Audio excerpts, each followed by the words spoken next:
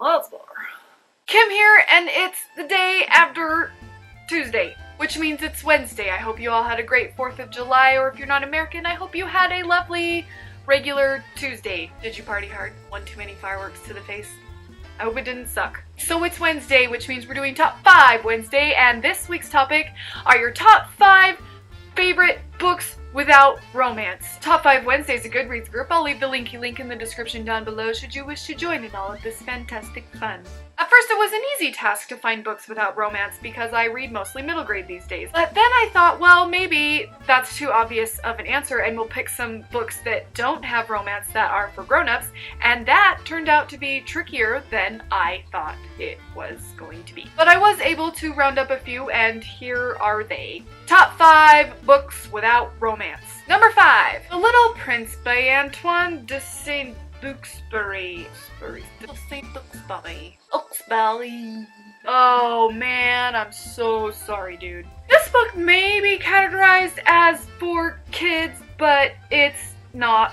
I think this is a book for everyone. Everyone can read middle grade and kids books, but like I feel like some of them are meant to be read by every human being ever. So good. Magical and enchanting and enlightening and wonderful. The basic premise is that this pilot has crash landed in the desert and finds this little boy who has apparently left his planet in exploration. That sounds like complicated and weird. It's not. It's actually very charming and very precious, and it's just a wonderful, wonderful story that really doesn't have romance. I guess you could kind of argue that the flower and the romance, but I mean, like, it has to do with love, but it doesn't have to do with romance.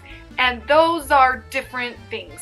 Yes, they are. My number 5 pick is The Little Prince because honestly, this book is just a favorite, and this book is wonderful, and this book doesn't have to do with romance, and it needs to be talked about as often as possible.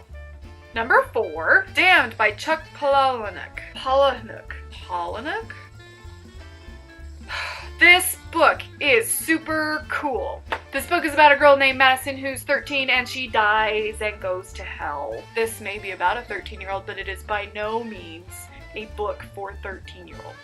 I found this book very enlightening. I found it hilarious. I found it fun, but I also found it sort of ominous in a few ways. You know, reflective a little bit. Good fun, sort of. Not so much in a way that it was like happy, clappy, holly jolly. More in like a, oh man, hell is something to definitely be laughed at. And that's cool. Like, it was just a really cool, original idea. I really loved his writing style. I really loved the story. And it's just kind of a book that I think about sometimes that I really like. And while there are some hints at kind of teen infatuation with things, love and romance are not what this is about. This is about not that. This is about the idea of hell and just sort of some ridiculousness that kind of comes with that. And I think it was a really cool book, and I really liked it, and I would love to read more by this guy whose name I can never say. Number 3, The Sweetness at the Bottom of the Pie by Alan Bradley. This is about a young girl who is an aspiring chemist, very brilliant, and then there's a murder, and she's got to figure it out. It's this really, really cool, intertwined, intricate story with delightful writing and such an incredible, fantastic female main character. She kind of takes Hermione Granger and Anne Shirley to a new level. Flavia does. I just realized that all of my picks are about children, but not middle grade. That was totally subconscious. Sometimes I freak even myself out. An invigorating and refreshing story that is, it's just cool. It's just cool. It's original and cool and fun and entertaining and wonderful. Like, it's a nice little nugget of literature. I should be seeing more of this book on BookTube, I feel like. Please read this book if you have not yet read it. It is a delight.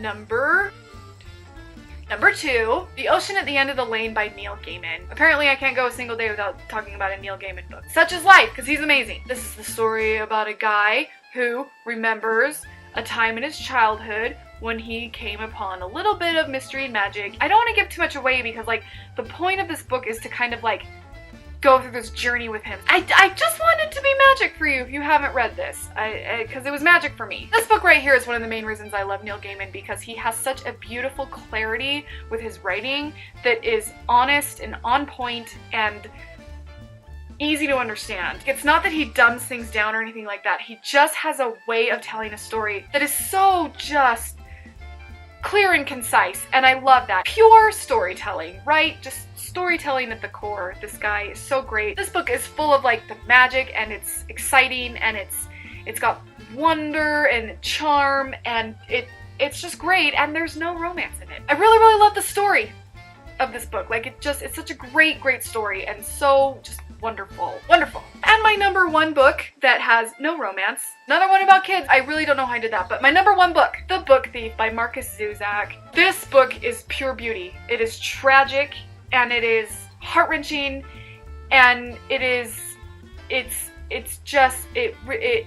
really like just grabs your heart with an iron grip. It's wonderful. It is so beautifully written.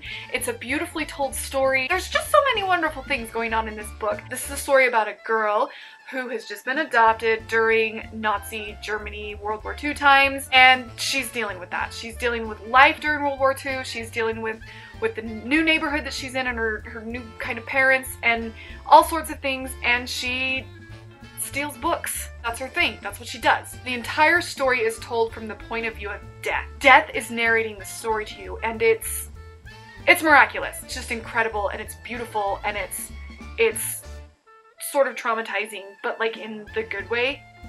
The books that destroy you, but you love them for it, this right here is that. And there's no romance. A lot of it is about love in the different non-romantic way, and that, I love stories like that. The Book Thief by Markus Zusak. Please read it if you haven't. Those are my top 5 books without romance.